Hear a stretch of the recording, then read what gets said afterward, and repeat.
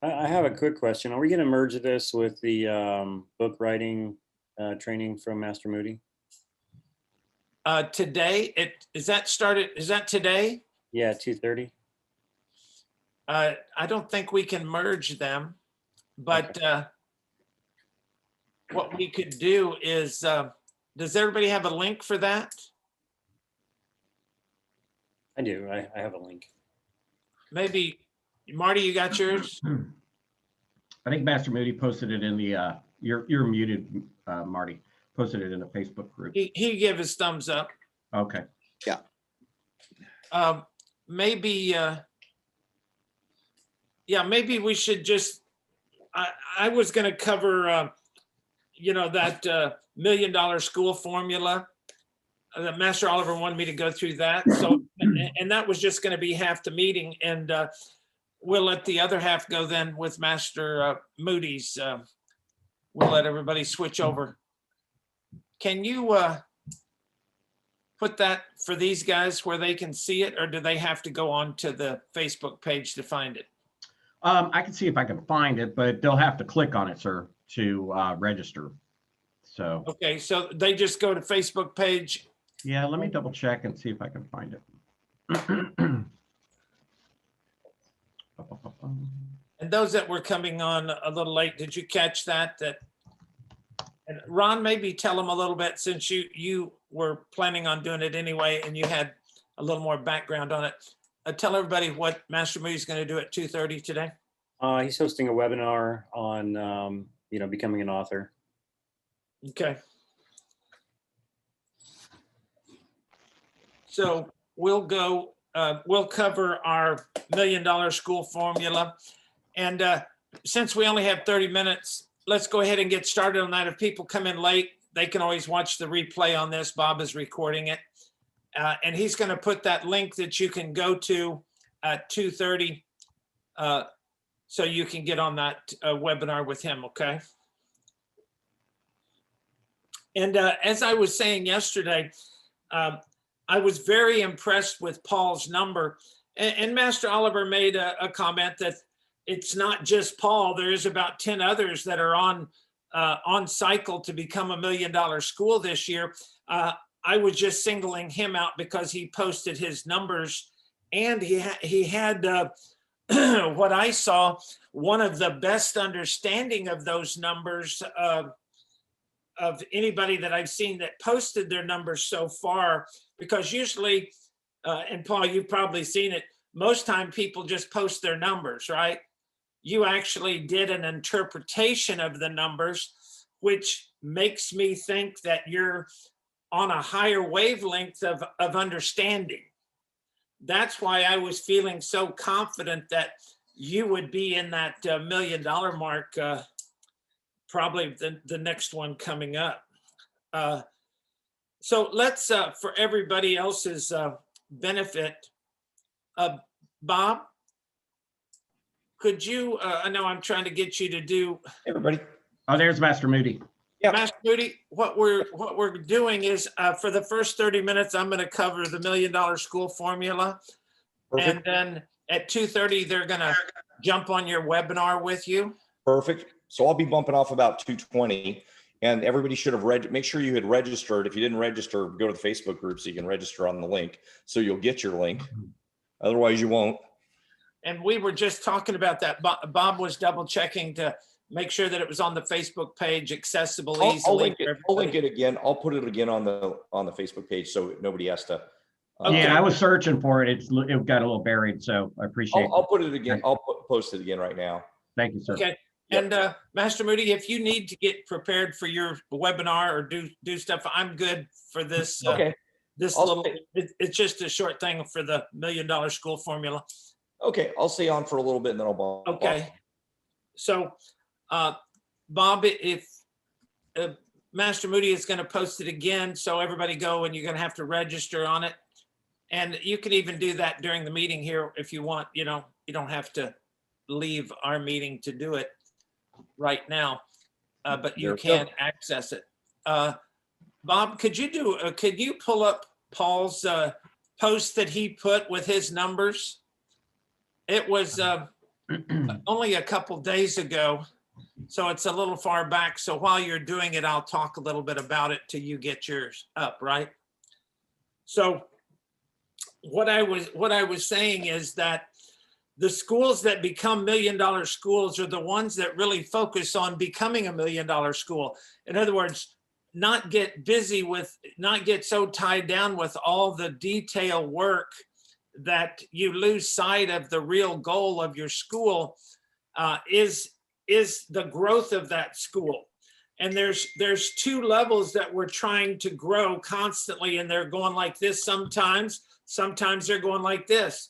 But those two numbers, and y'all have gotten pretty good at knowing those magic numbers, I call them, and that's 300 students paying an average of $300.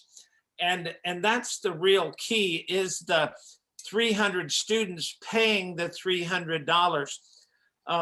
And let's start with that premise before we even analyze the rest of the numbers, and how important it is to get those numbers.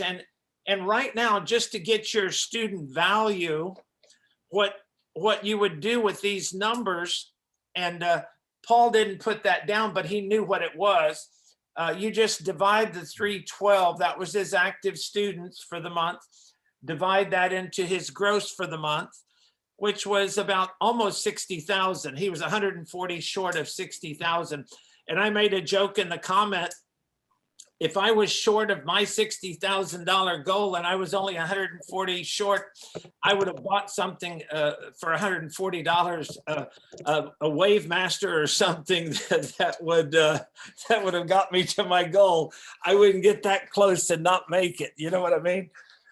But that he made that jump, because if I remember right, Paul, I think it was the month before or before that you were at the 50,000 mark, right? Yes, sir. So, to make a 10,000 leap in 1 month, those are strong numbers as you go. And I'm going to tell you how easy it is if you add in the magic sauce, and we'll talk about that in a little bit. But did you know what your average student value was there, Paul? 192. Perfect. So if he had a 192 student value, that means that if we have 300, and I'm just going to round it, if we have 300 students and we're doing 60,000, we're doing about 190 a student, right? So if I bump that to 250, if I didn't change my active count and I bumped it to 250, what would the gross be? Use your calculator there, Paul. Around 75, maybe? Is that it? Yes, sir. 75. So we can jump another 15,000, and all we did was raise our student value $60. Well, we know that our magic number is 84. So what would we need to bump the student value up? What number would I need with the amount of students that I have now to make that $1 million? And you heard me say the $1 million school is 300 and 300. Well, that's actually 90,000, and that's even more. So the actual number, Paul, you know that actual number? And now why do you need to know that actual number? Goals you set or goals you get?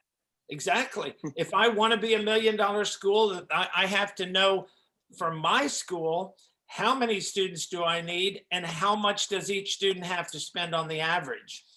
So figure out that number. I know what it is, but I want you to figure it out for me. And I'm doing this, having him do the math here so you guys know how to calculate yours when you pull your numbers up. And that's why I'm using his numbers as an example, because you can go back to our Facebook page and use his numbers to compare with yours to see if you're doing the math correctly. It's 277 at 300 students. Yeah, so if we're about 275 with 312, then we're going to be $1 million school. So you see how close you're only about $100 a student away. Well, now here's the next magic question.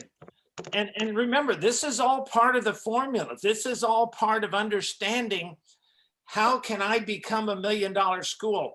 It's not just about going and getting more leads and getting more enrollments. It's understanding the value of how much they're spending when they come in.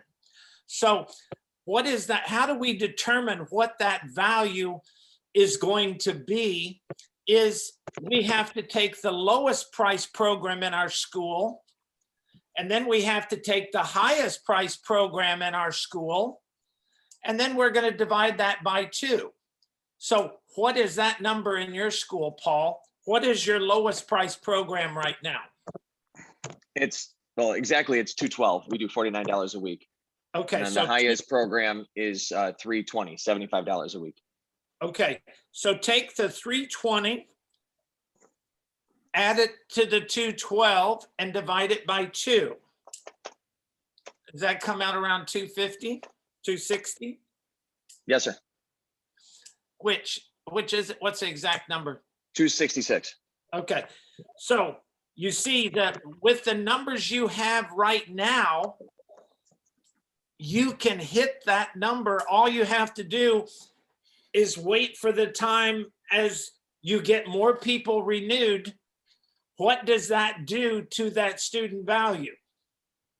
Mhm. It pulls up that 190 much quicker than you adding a new enrollment at 212 doesn't pull that 190 up very much, does it? Mhm. Yeah. So if I wanted to say to you, what's the quickest route?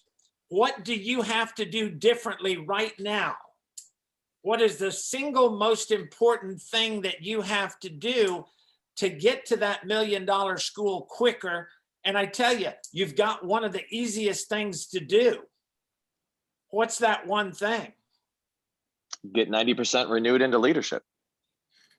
You see, if I just start working on my renewals, if I just start getting them on my leadership program, so everything about being $1 million school is, what do we say for everybody to do? You've got to become a black belt school.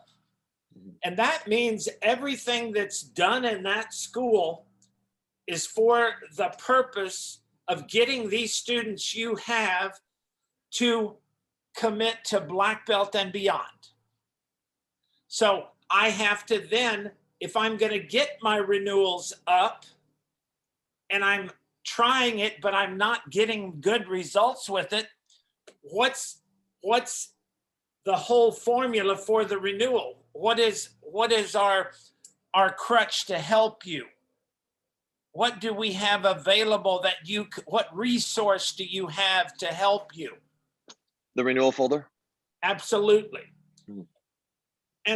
And the reason I'm asking these questions and the reason I'm getting Paul to answer them is because we're comparing right.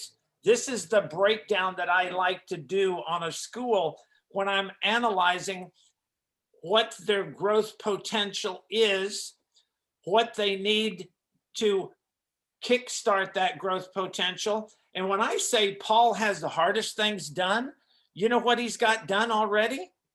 Number one, he's got 300 students. So even if his enrollment started going down from 20, even if they started going down, he's still going to be $1 million school.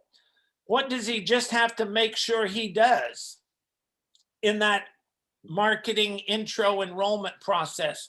What is the one thing you have to not mess up? Pre-fame for leadership. No. The one thing you don't want to mess up is make sure that you have more coming in than going out. You don't want to have more going out than coming in. Yeah. Well, how many do I need? Well, you were so good on this, you even had a percentage of your dropout. Mhm. You see, that's why I'm saying you are understanding your stats. You know, when I tell people know your numbers, you have to realize I've been playing with these numbers for 50 years. with our 12 schools, that's what I did all week, was playing with their numbers to see how I could, what was the formula I needed to get their gross up? How could we make that low school become a high school? How could we keep the higher schools up there? And so going through and analyzing these without being at the school. See, I would go by the schools because they were all in the Washington, D.C. area, but we had 12 of them, right? So when you go in, you don't always get a clear picture when you're watching the school, but you do get a different view, right? I can go in and look and see, does it say when I walk in that it's a black belt school? Are the classes full? Does it look like the instructor's keeping these kids excited? And is he pre-framing them? And is he spotlight? Is he doing? See, I can get that feel, right? But if I don't have these numbers, I have no idea where the hell they are. That's why I will tell you, and Bob will back me on this, is the hardest thing we have to do with you guys is get you to give us your numbers. Bob, for the last year or two, has been trying to set up conferences and progress checks with schools, and I tell Bob, no problem, Bob, set them up with me. Just send me those numbers the day before I talk to them, so I can get a little feel for where they're at and what they need to work on. You see, and if you're good at that, then we can help you if you can help us. You know what I mean? So you got to help us know what the problem is by keeping good stats like this. And see, the thing about the stats is no different than our Nationals baseball team. Do you know the stats they keep on these teams now? And then you go back 20 years in baseball, and they weren't keeping a tenth of those stats. They have such fine stats now, and they do those and they analyze those stats to see how they can make those players better. Their fielding, their batting, all of these kind of things. That's why you guys, if you want to be $1 million school, number one most important thing is to keep stats. But of course, if you look at those stats and they suck, then what's the next most important thing is to actually do the things that you aren't doing, because the stats will reveal it. I have some people that put inaccurate stats. Well, obviously stats are only as good as they are accurate, right? Bob, anything you want to say about the stats that you want to add for these guys? Let me unmute. Well, excuse me. I think it was a great training session to ask them for the stats, because it just really alerted us that, most of them weren't not supplying them because they didn't want to. It's they didn't understand how to, calculate the different points of the stats. So now I'm seeing a big shift in most of our members where they're able to get that done, and they seem to better understand it as well. So. And I'm very impressed with our members now. And, and I kind of, and you tell me if you think this is true, Bob. I think we started getting more of them to do it when I had Mindy put that little short version together. Yes, sir. Yeah, that definitely simplified it, because some of the others are a little more detailed, but that helped. And I just told her, I said, Mindy, this is what I need. I need this from our members. I need January through December of 2020, their last year. And then I need a yearly average of that.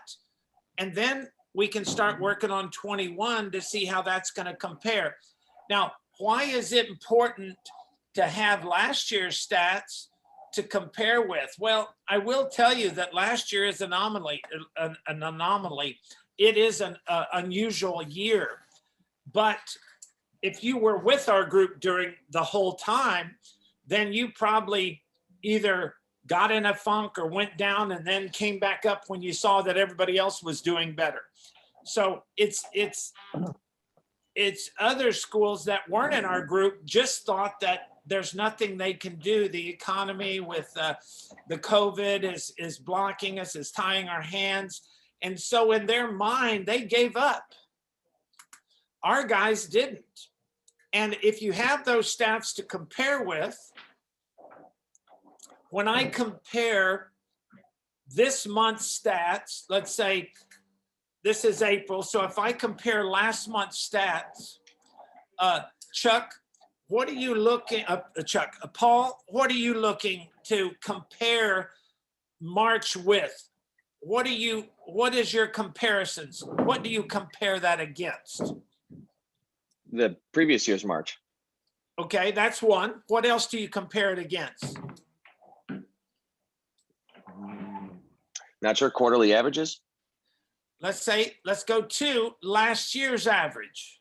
Because if we're talking last year, let's go, what did we do? So March this year, how did that stack up against March of last year to see how I'm doing? See, I don't want to compare you with Jan, and I don't want to compare you with Willie or Ron or anybody else. I want to compare you with you to see how you're doing with yourself. Are you getting better?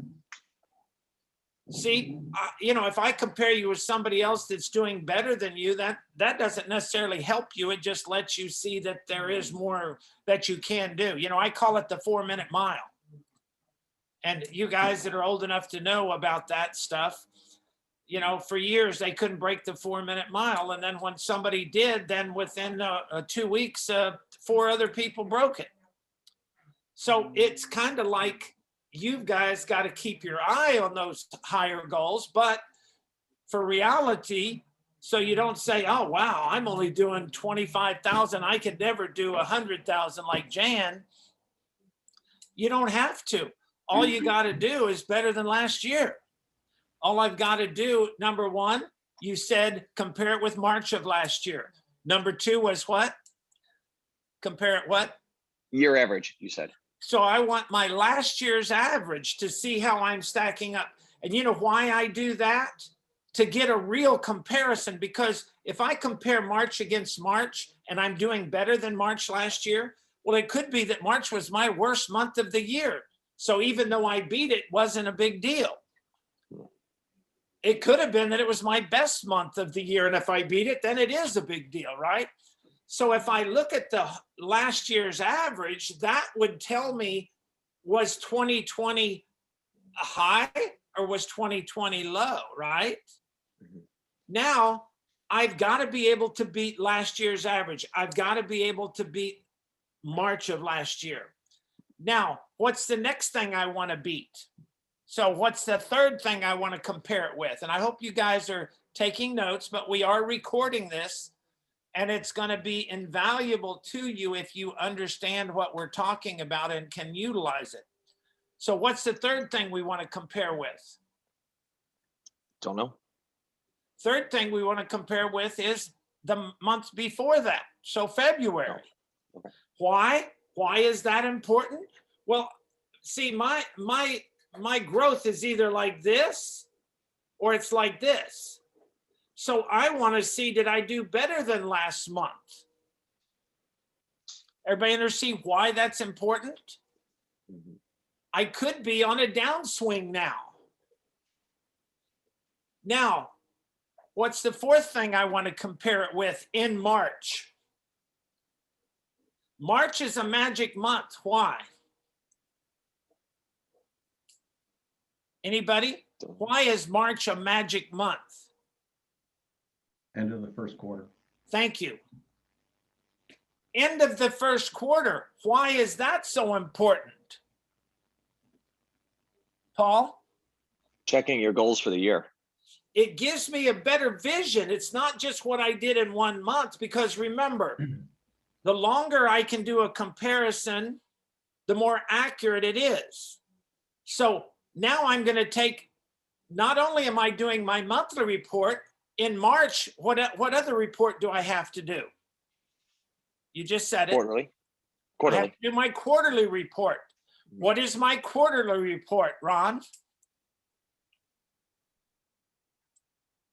You're muted, Ron. Sorry, I wasn't tracking. What is my quarterly report? I guess I don't know. Willie? The quarterly report gives you the average for it compared to last year's quarterly average. Perfect. So I take January and February and March of this year. Now I average it out. So I could have had a particularly strong month. I could have had a particularly weak month. That's why when I compare month against month, sometimes it's not the big picture, right? That's why I have to compare it with other things to see how it stacks up. So what do I want to compare, Willie, that first quarter of this year against? Last year's. I'm going to, number one, I'm going to compare it against last year, what? Last year's quarterly average. So I'm going to compare the first quarter of last year with the first quarter of this year. You see why that's important, Paul? Now I get an idea, not that I just have one good month, but is my year starting off better than last year? And it could be my March was a record, but that first quarter still didn't even beat the first quarter of last year. If that's the first thing I compare the first quarter of this year against, what's the second thing I compare it against? Paul? Quarterly average. We just did that. We compared the quarterly average. Don't do it. You don't need the whole quarter for the whole year. What is the whole year quarterly average? What is that? That's the 2020 yearly average, right? Yearly average. Mm-hmm. So I compare that first quarter of 21 against the first quarter of 20. And then the next thing I compare it against is my last year's average. Why is that important? Paul? Let you know where you're at, if you're Exactly. in a blip or not. Yeah. Now, not only did March beat last year's average, my first quarter beat the last year's average. See, that's a lot stronger. It's like that batting average when you're playing baseball. Well, if I've only been up to bat 10 times and my average is 600, it's not that big a deal. But once I get 3 months down the road and I look at that average, that's going to be more accurate. You follow me? Is everybody getting this, understanding the importance of all this? So once you understand this, and if you look at his numbers, and he was real good at doing the percentages down the line. Bob, let's go back one more time, because I'm going to let these guys go over to Master Moody's meeting. I'm sorry, sir. Repeat that. Could you just do the share screen with Paul's Yep. one more time? Yes, sir. So Paul, in summary of your numbers, if I go down there, all those numbers look great, but I have one issue. Besides the renewals, we already said you needed renewals, right? Mm-hmm. Yes. My concern is, I'm going to tell you, those are some of the best stats I've ever seen. I mean, your ranking, I would rate those as A+, right? In other words, your leads to appointments, 89%. Your first intro show, 89%. Your second lesson show rate, 94%. But then when it says inquiries and leads to enrollment, only 22%. Mm-hmm. Now, how do I figure out what the problem is there? This is how you analyze your numbers and figure out what the problem is so you know how to fix it. So what I need to know, if I know that I had 94% of my second lessons show up from the first, that was excellent, right? That means that you had 65 people actually take a second intro, but you only got 19 enrollments out of that 65, which was a 30% closing rate. But that could be inaccurate. That could be inaccurate because maybe I didn't give all 65 of those a conference. Mhm. So if I want to get a true, what is my closing percentage, I need to know how many conferences I had. Yeah, I Because did 26. Say it again. I did 26 conferences, 20 enrollments. And so there's a giant gap between the second class and conferences. And you know what the problem is? Follow up. The problem is, and it's an easy solution, it's an easy fix. It's harder. If you would have told me we had 65 conferences and we only got 20 enrollments, now we've got a big problem, because is it the conference or was it the intro? It could be either one, right? We could have taught a lousy class, so no matter what I did in the conference, or I taught a great class, but I screwed it up in the conference, right?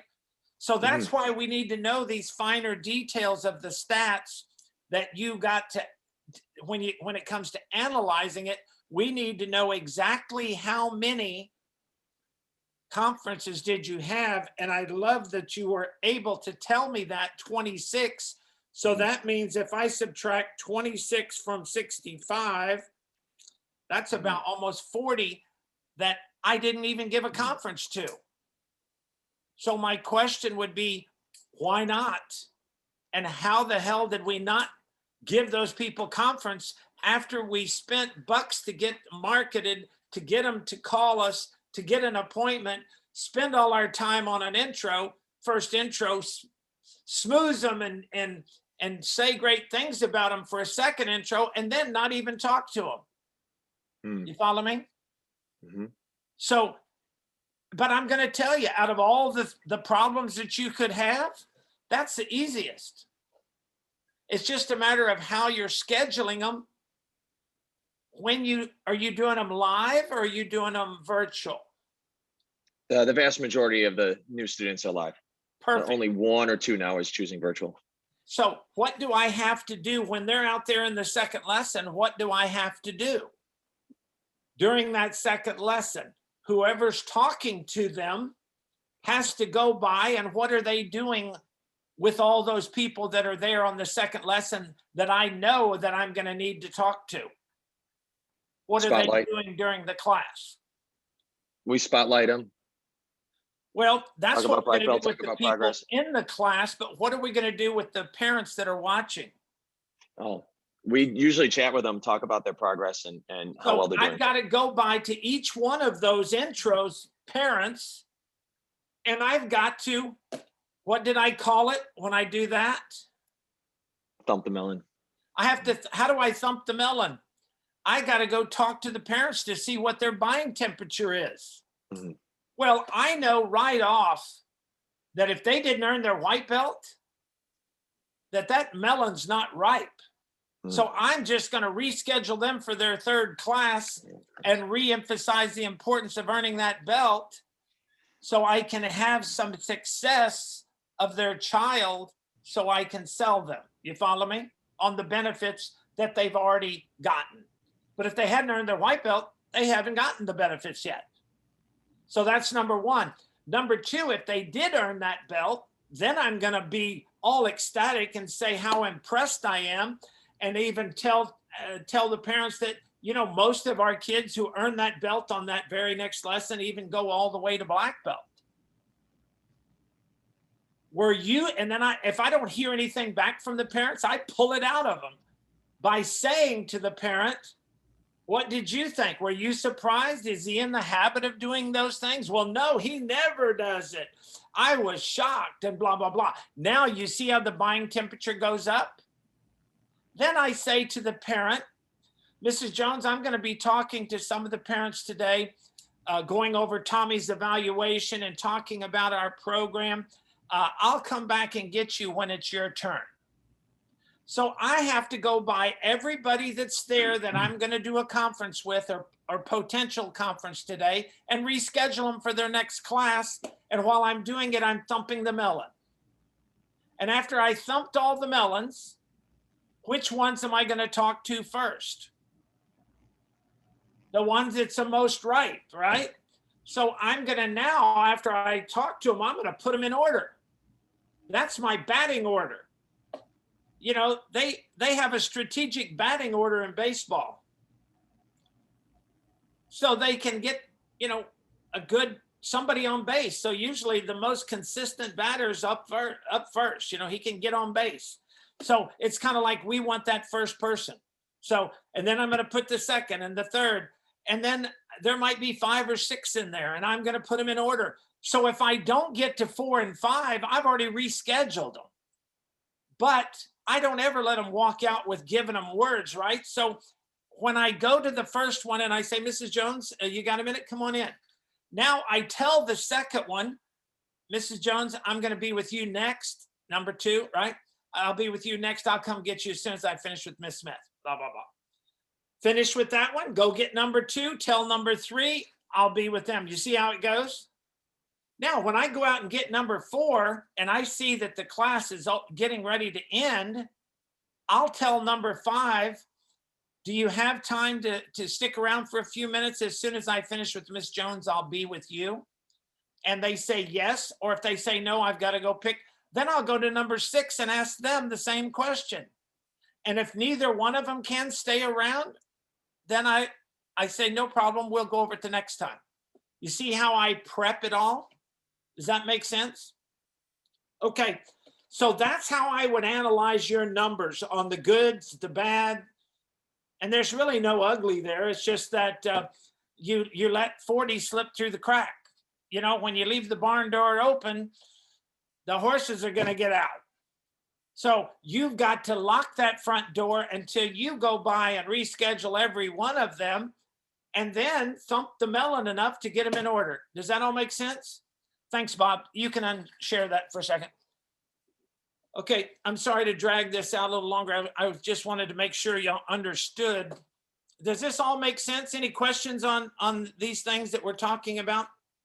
And Jan, I know you and Rachel have been around the longest. Anything that, any of that? Yes, sir. I just texted Paul and I said, Paul, I don't know if you got it yet. I said, Paul, you're $1 million school. You know, him and I have the same, almost the same amount of people. His retention rate is a little better than mine. The only difference is I'm charging $260 for the initial people and I'm charging $411 for leaders. And the numbers you gave us are right on, because Rachel had just texted me our numbers. Our per person average is $330. So you take the $260 and the $411, you total them together, you divide it by 2, $335. Your numbers are right on. So if you can understand your numbers, you can control the destiny of your school. Now, obviously there's more to it than that. How do you get good at all of those other things that we have to do, right? Well, Paul, you've been doing it. You've been picking it up. Am I marketing enough? Am I getting enough leads? Am I getting enough appointments? Am I getting enough first? Am I getting enough seconds? And it was all yes, yes, yes for you, right? When did we hit our first no? The enrollment conferences. Exactly. Mm-hmm. And of all the numbers to fix, that's the easiest to fix. Mm-hmm. Now, what's the hardest to fix? Getting the leads. Then at least I have something to start with, right? We can't even fix it if we don't even start it, right? So that's why if you want to be $1 million school, you've got to keep these numbers in your head, know where you're at. You've solved 2 of the biggest problems, Paul. And number 1 was getting the marketing working, whether you're getting the leads, you're getting the enrollments. I'm telling you, 20 enrollments.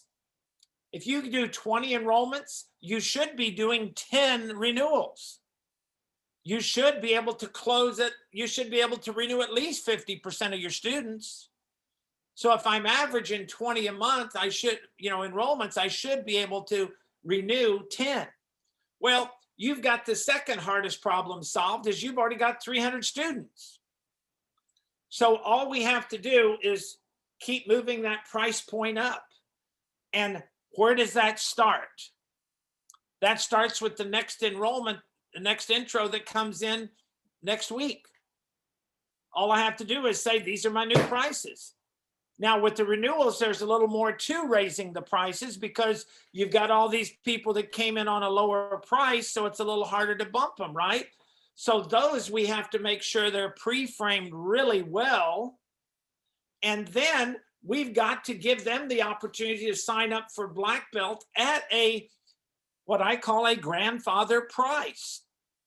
Give them the opportunity that bumps them at least to the 250 mark, because remember, our bottom line really needs to be 250 and 350. 350 is the highest, 250 is the lowest, and if you're there, you've got the 300 average. Jan's even above that now.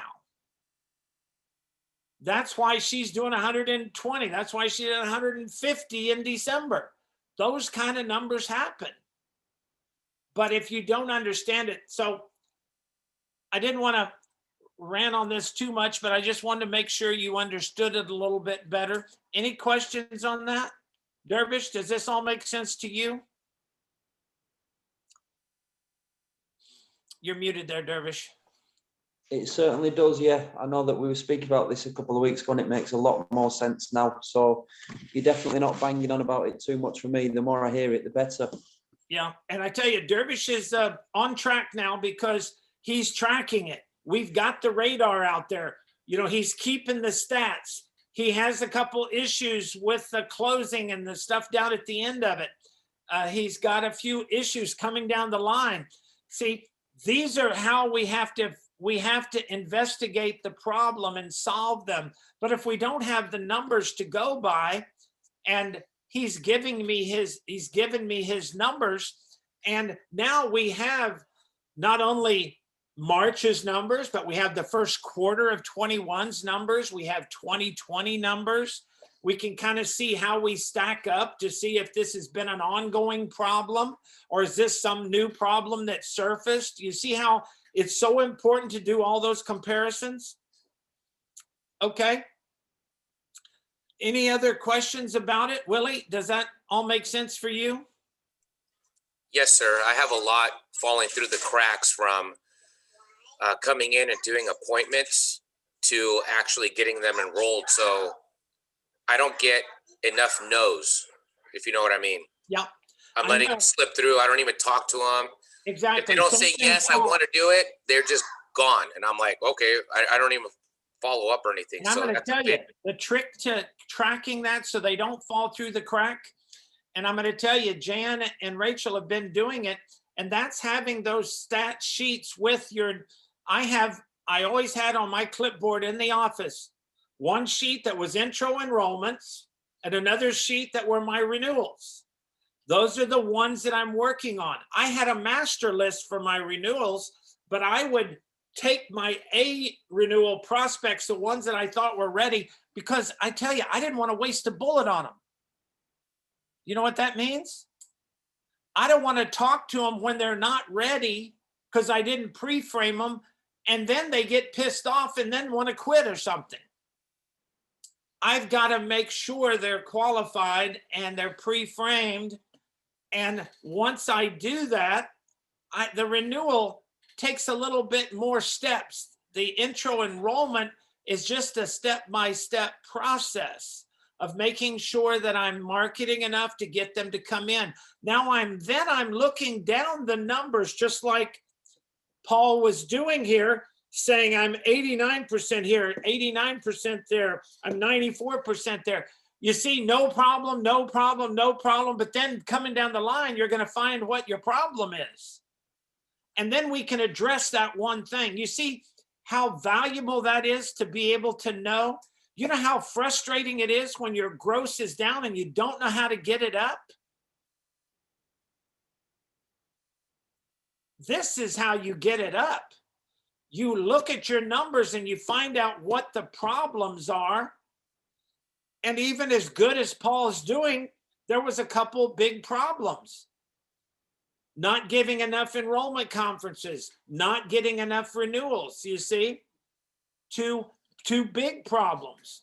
Another smaller problem was he needs to bump his prices up probably a little bit, right?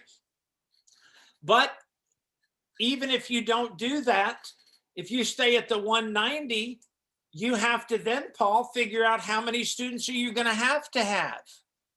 If my student value now is 190, how many do you need, Paul, at that price point to be $1 million school?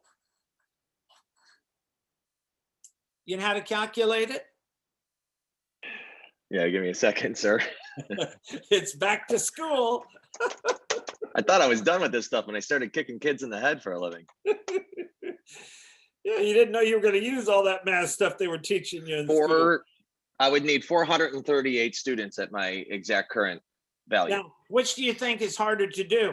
Get 438 students or to get a 250 student value? Yeah.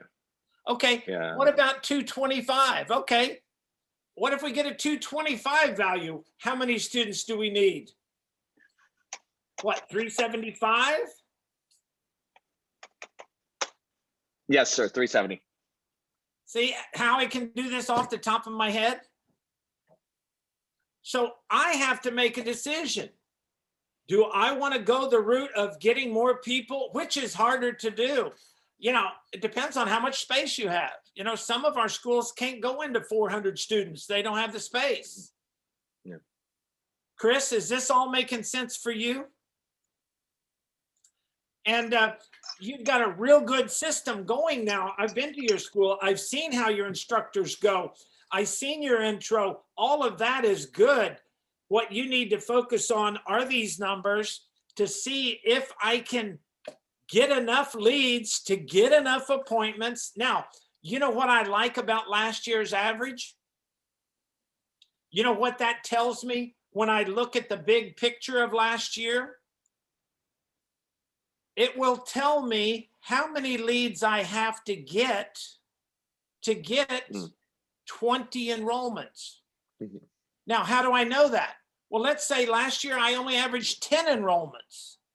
Well, then I look at how many leads did I get last year to give me those 10 enrollments. And then if I want 20 enrollments this year, I've got to double those leads. You follow me?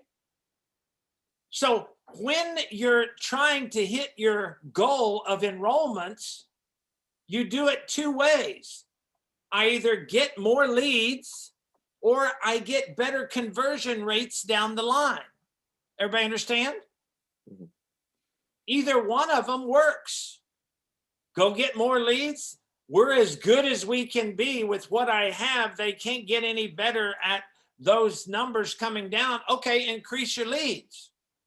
Go get more leads because you're going to need more to get your number. That's why you have to have a goal for how many enrollments do you want for this month. And then back into it based on last year's percentages. How many leads then do you need to get those 20? How many appointments do you need? You see how you go right down the line? And sometimes last year I had a lousy percentage between leads to appointments, but I got better at increasing those. So maybe I don't need as many leads because I'm getting more appointments. As long as I can keep those numbers going down to give me what I see how you can, there's all kinds of combinations you can make. It's like a chess game.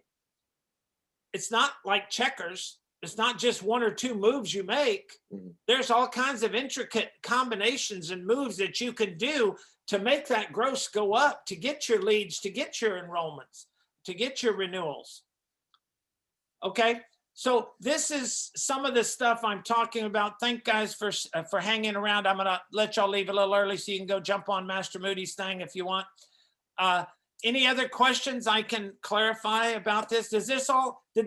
Did everybody think that this gives you a better vision about the $1 million school? And Jan, you're now going to be the $2 million school is what you're going to have to be aiming for, or the 1.5 first, and then we'll get to the 1.7 and then the 2, etc. But see, it's all a percentage game, numbers and student value. How many enrollments do I need to keep my active count going up? And we all know that if I can control my dropout and I increase my enrollments, my active count is going to go up quicker. So I can be that 300, That's why I'm saying, Paul, you've got the hardest part of the formula. It's usually not the 300 average value. It's usually the 300 students that's the hardest. The other is just a matter of turning a button. Just saying, I'm going to raise my prices. Jan, what happened when you raised your prices over the year? Maybe you need to do a little heart to heart with Paul. Yeah, well, I'm wishing that I had raised them a way long time ago, like you guys told me. I just couldn't do it in my head. I remember your words. I could hear them. I did such little increments, and you just need to do it, because if I can do it in my area, you can do it in your area. You really can. And you'll be Rachel texted me, we were back and forth too, and she says, can you imagine how hard we'd be working for only 60,000 gross? I mean, seriously, you work just as hard when you have 300 and something students. You work just as hard. And you saw the number, Paul. That's why I had you multiply it out. Do you want to go get 438 students? You know what I mean? Or do you want to not lose any students and just keep what you have and get the student value up and be $1 million? That's why I'm saying you're locked in. As long as you don't drop off student, in other words, as long as you're at least staying at 312 or better, and the student value is going up, you will be there. And remember, these numbers are good. The easiest increase is the new student walking in. They don't know the difference between 247 because you're going to tell them it's regularly 297. But with our intro special, it's only 247. When you say it that way, then they go like, oh, wow, okay, I save $50 on that. So it sounds like a better deal. That's why I don't just like to say it's 247, because they're always wanting some other little, can you do better than that? Or how can I get it down from that? But if I say 297, but I can give it to you for this with our enrollment intro special, blah, blah, blah. Okay, guys? Any other questions to clarify any of that? You can save it for the next meeting or post it. Or well, I just wanted to share something. I actually just kept raising my prices. I as soon as you guys told us, I raised mine to $199, and I got a good flow of enrollments. At the new year, I increased it to $247. I just did it, and yesterday I had 2 enrollments. They just signed up on the first introductory lesson, so I'm getting better. And I tell you, it's all about value. If you're good intro and they like it and they see the value. Well, one of the things I was concerned about lately, which I have to keep better stats for my class attendance, because I'm running out of room. So I'd rather have more students that are at a higher rate than students that are at a lower rate taking up space to get to my average. Exactly. And that's why Scott Sullivan told me he was raising his basic program to 347. He was charging 297, and he was getting so many students they didn't fit in the school. He was up to 400 and something, 470, 450.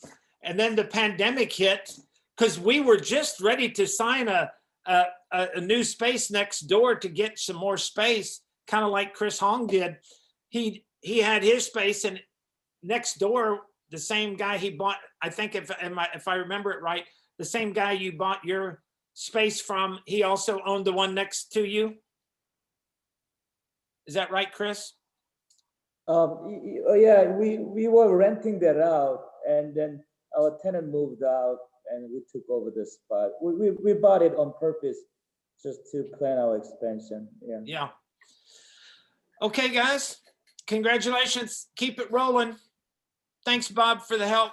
Good job, Paul. Thank you, sir. Appreciate it. See you, Dervish.